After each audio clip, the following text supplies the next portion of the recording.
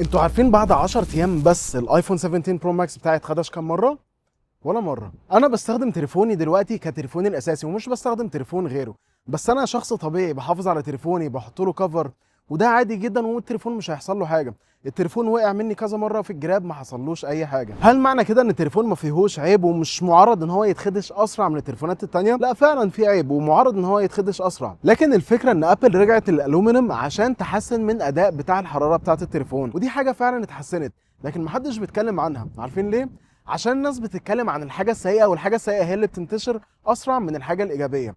لو انا عملت فيديو قلت ان التليفون ده ما بيسخنش محدش هيتكلم عنه، لكن لو عملت فيديو وقعت التليفون قلت يا جماعه بصوا انا وقعت التليفون والتليفون اتخدش وظهره اتبهدل، الناس كلها هتشير الفيديو ده والناس كلها هتتكلم عنه. وبعدين لو اي تليفون الومنيوم اصلا لو وقعته هيتخربش، حتى التليفونات الستانلس ستيل والتيتانيوم لو وقع منك وقعه جامده الفريم بتاعه هيتخربش وهيتبهدل. وعايز اقول لكم ان ده اول ايفون اجيبه الشاشه بتاعته ما تتخدش معايا من اول شهر. ولو عايزين تعرفوا التليفون هيتخدش معايا امتى تابعوني.